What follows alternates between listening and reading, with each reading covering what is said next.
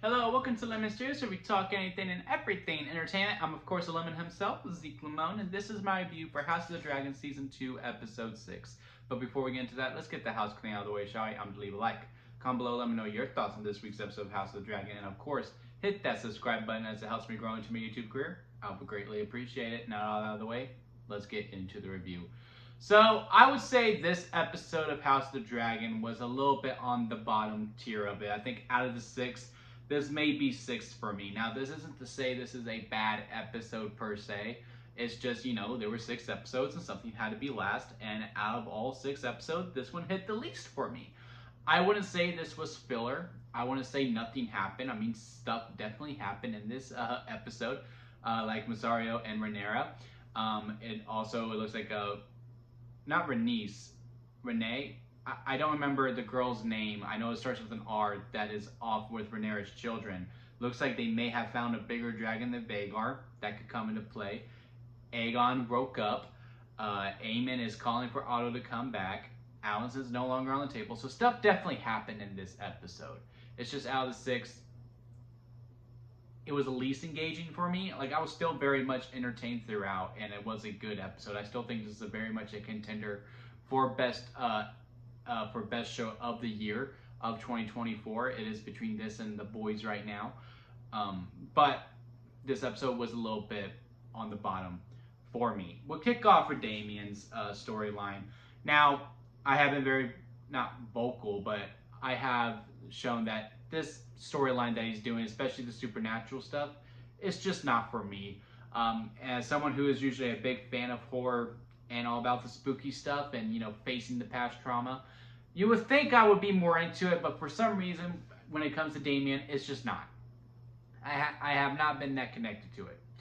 I would say out of all of these, of this whole entire arc that Damien's been on, this has been the best use of it. It has been the most interesting he has been the whole time, and also it helps that Viserys was in. He was one of my, if not my favorite character in all of season 1, and I was really sad to see him go, and I was thinking, well, we'll never see him again, because I also thought the actor was so phenomenal in that role too. So to see him again facing that trauma of the heir of the day and actually wanting to be with his brother, I would say out of all of them, this is the one that was like, okay, I get it. I somewhat get it.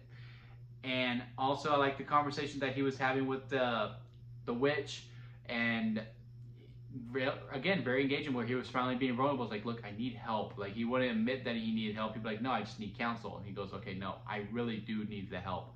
And getting that help and actually having those conversations, I was like, okay, Damien, you're interesting again. Now we'll see what happens within these next 2 episodes. But very, very good start. Well, not start, but very good what we're about to end up with Damien, because it looks like he's done with his whole arc. We're all done with this whole arc. We're ready for him to get out of there to this. Maybe we do the Aemon versus Damien fight this season. That's the finale, and one of them has to go. Maybe Matt Smith's contract is up, and we'll see. But when we were in King's Landing, Aemon's like, how dare they send for me, and how he's taking control of the whole entire council. Again, you can really see the difference between Aegon ruling and Aemon ruling. As with Aegon, you had all these other people talking really over and making the decisions for him. Aemon's like, no, we're doing this my way, and we're going to do it how I want to do it. And, he's taking his mom off of the chair. And while they were talking, he was going, look, if Damien wants to fight, I'll be there. It'll be a very interesting fight to see if he even wants to challenge me. But yeah, he's taking his mom off the chair because he's just like, what are you even doing here? Like, yes, you helped with Dad. Yeah, you did great. You served the crown well, but it's over. Just hang out. Just hang out on the council and have a good time. Let me take care of it. But also what you're seeing within King's Landing is the effect of the small folk. And I don't recall seeing a big storyline with the small folk in Game of Thrones itself. So seeing it here was very fresh to see, and just seeing how, if you're not giving the food and you're not taking care of the people, they will turn against you, because Mysario was right. She said, look, you do this and you spread some rumors, they will want you. They will want to follow you. And it came to pass. I mean, they were saying, all hail the Queen Rhaenyra, and they were throwing food at the queens, which was a scene that I was actually really riveted in. I thought that was the best scene of the whole entire episode because I do like Alicent, and you know the other queen, she has gone through so much, and I don't know when people are going to go in this show. So I was very much on edge and just like, man, get in that carriage. Okay, they got in that carriage. Okay, now drive. Again, Mysario is right. She's going to Rhaenyra and be like, look, I thought you'd be more pleased. And Rhaenyra has just been dealing with this whole, I just want someone to like listen to me and respect me, because she had to slap one of her council members because, you know, they were getting out of line. I mean, I was just like, bro, man, you need to stop talking, because this is not going to go well for you. And sure enough, yeah, he gets slapped across the face. She goes, you have forgotten to fear me, is what she's saying. Jace is also starting to lose a little bit of hope in her too. It's just like, man, what are we doing? We need Daemon. We need Daemon. We need Daemon. And she's so sick of it. Everyone's like, we don't need Daemon. I need to do this on my own, because she's been saying, like, look, I've looked to Daemon for strength, and everyone's telling my strength is from Daemon. I don't need that. And she's just really trying to prove herself to it. And how she's found her confined in Mysario. And I really thought like this was just like, look, Rhaenys is gone. She needs, you know, that girlfriend with her to be really, you know, strapped shoulder to shoulder, because, you know, she's the only other girl that will understand her. I did not think they would take girlfriend literally. I did not expect for Mysario and Rhaenyra to kiss. This just opens up a whole other floodgates, because you would assume that they're going to continue on this relationship, but they're going to have to be sneaky about it, because Rhaenyra is hardly getting enough respect as the queen, who is the rightful heir to the Iron Throne. Her own council doesn't respect her. Once they found out that, you know, she's gay or interested or bi or whatever, anyway, she's with women, that respect is even going to go down even lower. It's going to be even more damnation for her. So Team Black, again, are just looking for steps to move forward, and they're finally getting there. Then Rhaenyra's just putting herself in a really, really difficult hole. Now, they do finally get a dragon rider, and I'm glad that, you know, the knight wasn't able to get on. And Sea Smoke, you know, he goes on his own entire ride, and he finds one of the, I guess one of the bastard sons of the hand of the queen. And he chose him as to be his rider. And it's not only that, it's the one that's the most bitter, because he's like, man, he doesn't even look at me. At least he talks to you, because the other one, you know, he doesn't want any of the burden. He doesn't want to be the next command. He just wants to do his own thing. I mean, hell, he's even shaving the hair off. Wants no recollection to it whatsoever.